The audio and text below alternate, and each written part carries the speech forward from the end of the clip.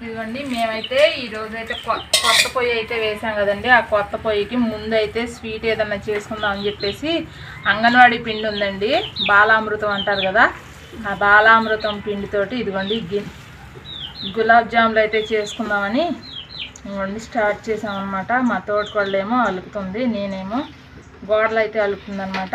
నేనేమో ఇది చేస్తున్నాను. ఇదిగోండి ఈ గిన్నెతో ఇలా సగానికి తీసుకున్నాను బాలామృతం పిండి. అట్లాగే మైదా కూడా తీసుకుంటున్నానండి.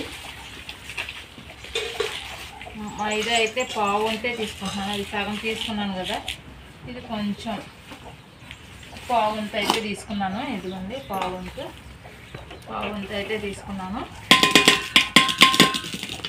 అలాగే ఇదిగోండి 10 రూపాయలు పాల పొడి ప్యాకెట్లు ఏమంటారు, ఇదిగోండి పాల పొడి ప్యాకెట్లు ఉంటాయి కదండి, అవి తీసుకున్నాను అనమాట.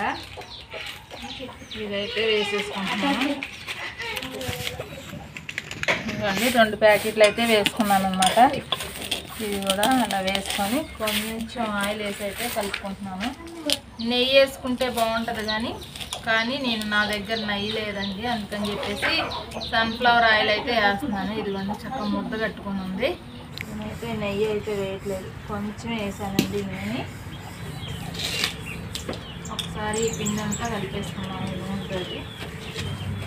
చాలామందికి తెలియక పాడేస్తూ ఉంటారండి, మాకు కూడా ముందు తెలియనప్పుడు అలాగే పాడేసామన్నమాట. అయితే ఇట్లా గులాబ్ జామ్ చేస్తే బాగుంటుంది అని చెప్పేసి అన్నారని ఇప్పుడైతే గులాబ్ జామ్ చేస్తున్నాం అనమాట. ఇదిగోండి మనం నూనె అదంతా కలిపిన తర్వాత ఇలా ముద్దగా ఉంటే పిండి కరెక్ట్గా ఉన్నట్టండి. దీంట్లో కొంచెం నీళ్ళు పోసుకొని కలుపుకుందాము. ఎక్కువ వాటర్ కూడా పట్టదన్నమాట.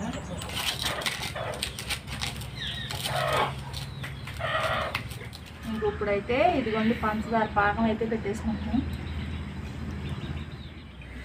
ఈ మంట ఎలా వస్తుందో చూడాలన్నమాట. ఇప్పుడే కదా కొత్తగా వేసింది,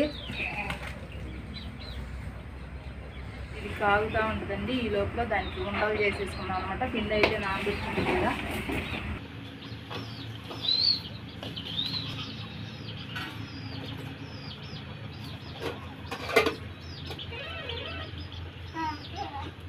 ఏమీ దిగులుగా కూర్చున్నావు,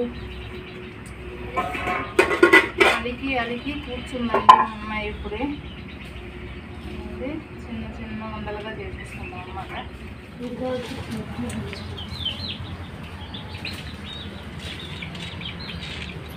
మంట బాగానే వస్తుంది కదా 4 పక్కల. అత్తయ్య బాగా వస్తుందన్నమాట. లేచి చూడు ఎట్లా వస్తుంది. బాగానే వస్తుంది చూడండి. ఉండలకి క్రాక్స్ ఏమీ లేకుండా ఇలా అయితే చేసుకుంటున్నాం అన్నమాట. కొంచెం తోలవచ్చువా? రోజులు దోలకంలో మామూలుగా దోలకలేదు.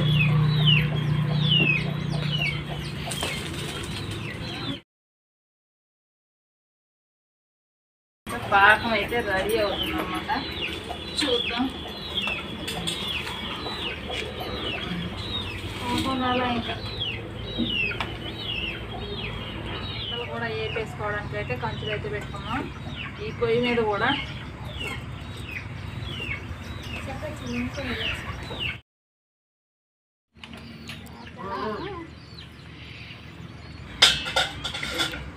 యాలకుల పొడి అయితే వేసేస్తాం అన్నమాట. ఇది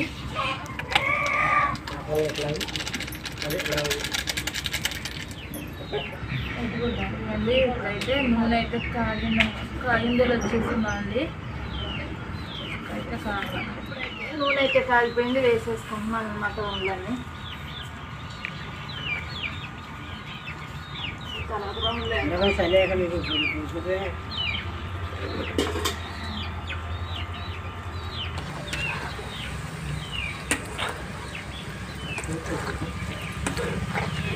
అట్లా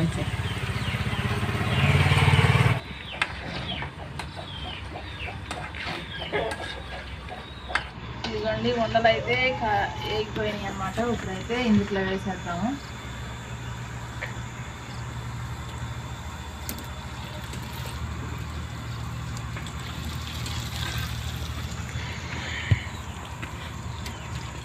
మిగతా ఉండలను కూడా వేసేసుకున్నాం అన్నమాట.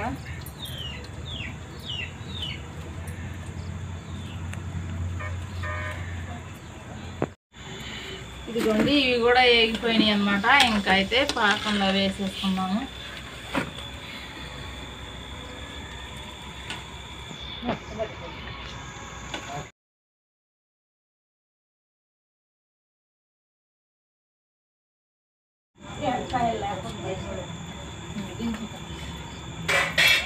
ఇంకైతే గులాబ్ జాములు అయితే అయిపోయినాయి అనమాట. అది తీసి కింద పెట్టేసి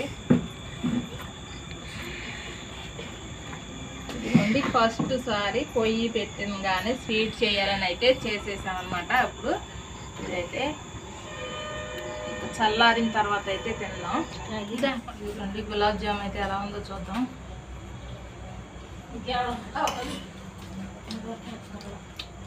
గులాబ్ జామ్ అయితే చాలా చాలా బాగుంది. చాలా రుచిగా కూడా ఉంది, బాగుంది.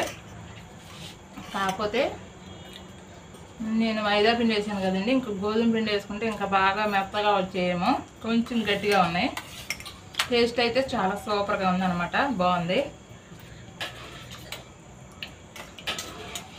ఓకే ఫ్రెండ్స్, మరొక మంచి వీడియోతో అయితే మళ్ళీ కలుద్దాం. బాయ్.